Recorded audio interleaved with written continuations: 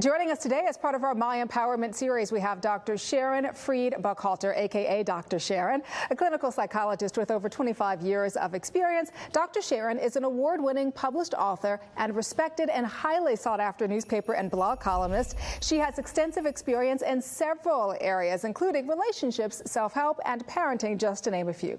This morning, Dr. Sharon joins us to discuss your attitude and how simple changes can change your life. Good morning, Dr. Sharon. Good morning. Nice to be on the show today. Let's talk about attitude. Okay. Let's talk about negative attitude.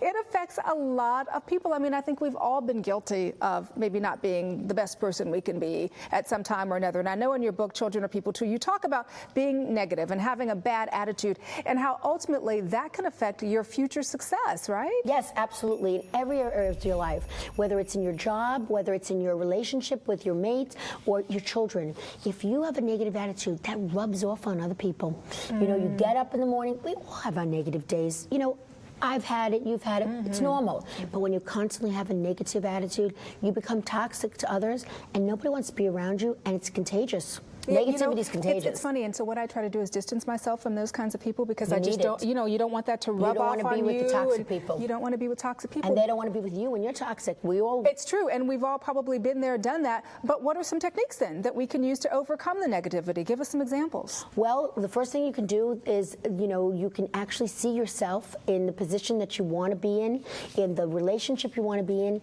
Use as many senses as possible to visualize. Visualization's a very powerful tool. See yourself instead of being the victim, coming home miserable. See yourself in the chair where you want to be in the room, in the promotion room, where your children are sitting down at the table and you're having a wonderful conversation and there's lots of smiles and there's lots of good feelings. Imagine the person you want to be with.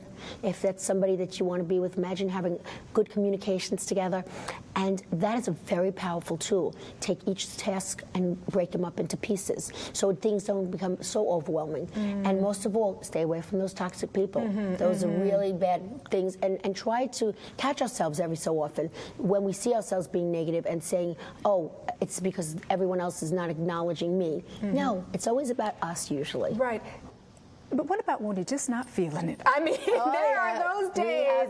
We've had those days where you just want to just put the covers over your head. You want to just hide from the world all day. You're not feeling positive at all. You're feeling negativity. How can we adopt a cheerful attitude on the days where it's just like not in us? I know. We've all been there. We know what that feels like. But you know what? Just writing down goals. Write down positive affirmations. And what I mean is just write down, see yourself in a positive role. So if you're getting up and you say, oh, I feel so sick this morning, or I'm so miserable the kids are not listening, put it down in writing like, I feel like myself moving towards the day feeling much better. I see myself completing the day and finishing the tasks I start out to do. I see myself giving my kids a big hug at the end of the day at nighttime. Just imagine and write those positive affirmations. Yeah, and even being positive. Like with my kids, I'm always very positive with them. I'll give them positive affirmations. The little faces just light up. And you know what? It means everything. And you know what? You have the same effect on your children, which have the effect on other people. So it's a chain reaction. Yeah, it is. It is. All right. So tell me about some of the people you've worked with in the past. Is there a stereotypical negative person? Oh yeah. Oh yeah. We've definitely come across them. Tend to be people who are have all or nothing thinking. Okay. Black and white thinking, no gray in between.